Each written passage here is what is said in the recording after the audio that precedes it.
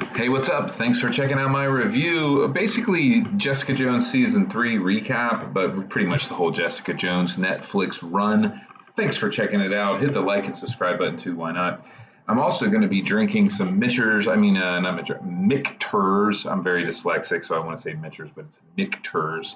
And that is what she was drinking in lots of different episodes from the season. I just actually really do enjoy the Jessica Jones drinking stuff. I probably drink too much in my life, certainly have. And I will definitely get to about that point in this bottle tonight myself. I also do a full proper review. I've got another YouTube channel, which I'll put a link down below if you care, where I do I do food reviews, booze reviews, like cooking gear, camping gear, stuff like that. Just all things like food, booze, and gear related to such things. Anyway, check it out if you don't mind. Why not? I'm gonna have a nice little nip here. So Jessica Jones, season 3, I'll start right there. I'll get right into it. Definitely worth watching if you're a fan of any of the Marvel Netflix stuff at all. Absolutely, you've probably already watched it by now. So I will be talking spoiler type stuff, so please be aware of that. But before I get into anything that would be that kind of related, I'll just go ahead and say that it is definitely worth watching, although a little bit slow paced and almost more like a season of Dexter than anything else. And more, it's always been more crime type, what they call, episodic, oh gosh, that's not what they call procedural. It's more like a procedural, if you know what I mean by that, like a CSI or, SV, Special Victims Unit or whatever, Law and Order type thing. It's always been kind of that way, but it's much, much more so that way this season than the first or the second season. Still good. It takes a little while to build up. Totally worth watching. Okay, from here on out, I'll talk about spoilers for sure. So first of all, just talking about season 3, it definitely was a whole lot about Trish this season. And a lot of Malcolm too, definitely a fair amount of Jessica as well, obviously the name of the show, but it was like Trish's season. And I don't know, I'm like 50-50 with the way that it all played out. I thought some of it was really interesting. I always thought Trish was a pretty decent character. They definitely went into some of it with her a lot this season. I thought that they could have showcased actually what her abilities were maybe a little bit more. I've always thought that Netflix has cheaped out on some special effects when they could like give her a cool night vision. She supposedly could like see in the dark and have really good night vision. And only like towards the end did they even show like sort of a version of that. And I mean, and listen, I'm probably the worst video production person on the planet, and I could have put a cheap night vision filter on some of the stuff she was seeing. Like it just, Daredevil has driven me crazy about that too, of not doing more echolocation type of stuff. I mean, good God, Netflix, you have the money, okay? And you've done some other really cool, really amazing things to where like why didn't you just do a little bit more of that stuff? Because I really, in general, like all of the Netflix Marvel stuff, other than like I've got to just hold my nose at the casting for Danny Rand. I can't even remember that dude's name, but I just think he's just not the whole Iron Fist thing. Just don't even get me started. Okay, I'm trying not to drink too much these days. Anyway, the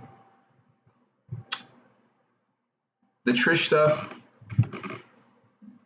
Do I like how it ended? Meh.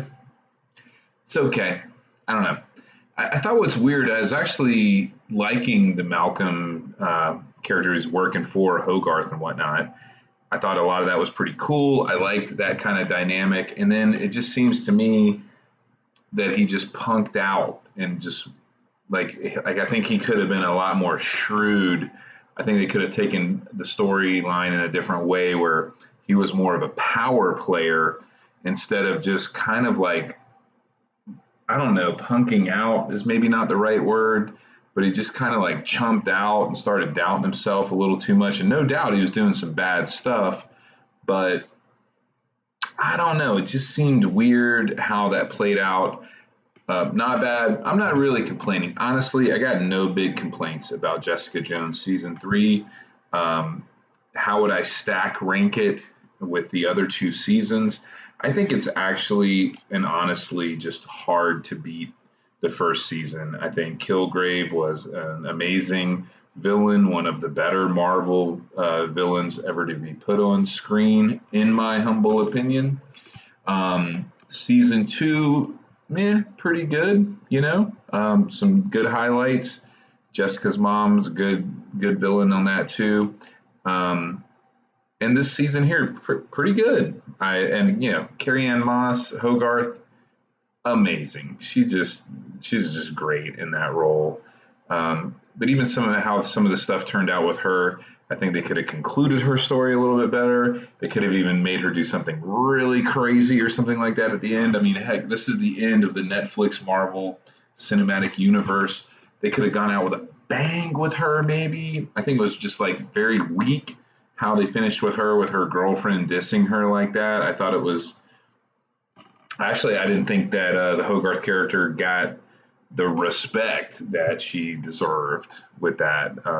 Even if the respect would mean that she went out in a super big way and like died or something like that, going down fighting or something like that, like the way that her girlfriend or whatever the protagonist, her little protagonist, love interest of the season, how she just dissed her at the end and she was just sitting there, whatever, moping around. I thought it was pretty poor thing to do to such a great character and such a well played character. I mean, hey, comment down below, but I think almost every single actor in the whole Jessica Jones run, Christian Ritter obviously just nails the part, but everyone else, even Trisha's mom, I have to say, she had some good moments in this season, and she's definitely a person easy to hate, but well played. Unfortunately, I can't now remember that actress's name off the top of my head, but well played character, consistent, good, believable in the role, and definitely even had emotional moments that would make you sympathize with the character and respect the character. And I was honestly, yeah, it sucks that she died. She's a pretty kick-ass, real character. So I don't know. Is Jessica Jones my favorite Marvel Netflix? Yeah, it is. I can definitely say that, and it's not just the bourbon talking. Although I like to drink bourbon, and so the show definitely gets an extra couple of bonus points right off the rip.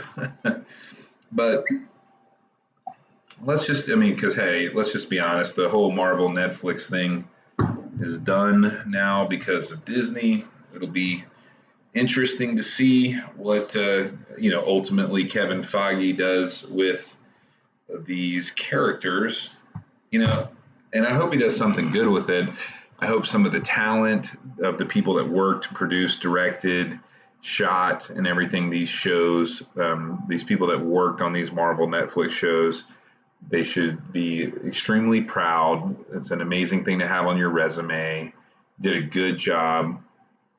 I didn't love the casting for Danny Rand with with what's his name and just the Iron Fist stuff. It's just just whatever. There's enough people that talk about it. I'm not even trying to talk trash. Whatever.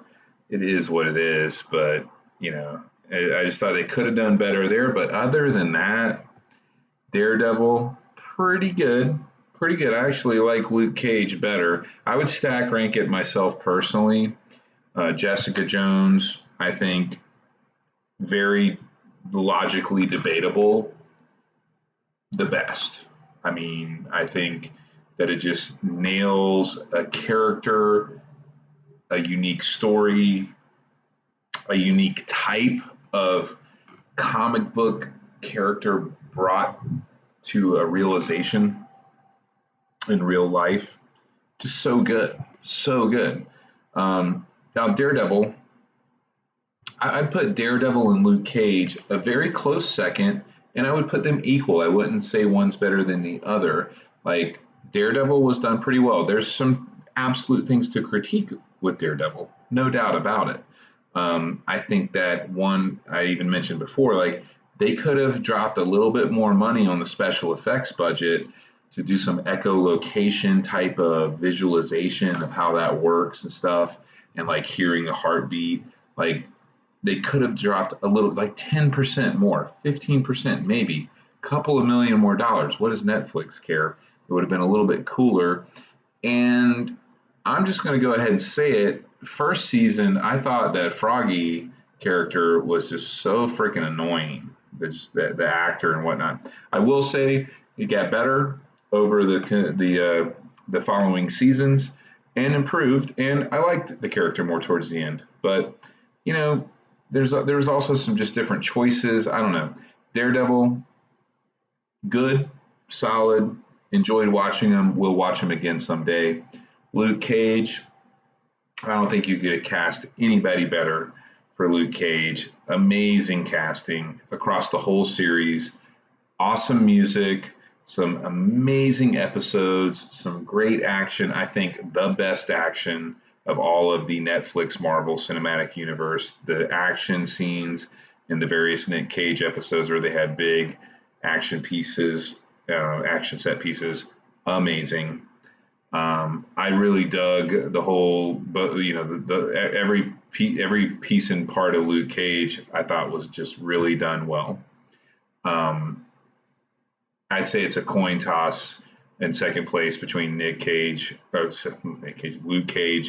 and Daredevil. I think Jessica Jones edges them out just by being just more unique, more on point.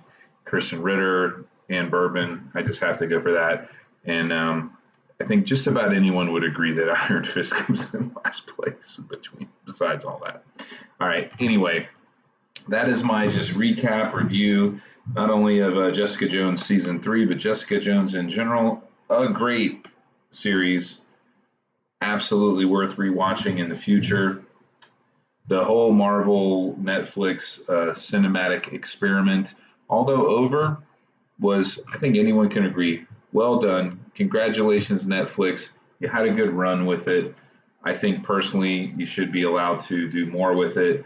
But at the very least, I really genuinely hope that some of the people that have worked on this get to carry on with the Marvel Disney situation, maybe slash AKA debacle.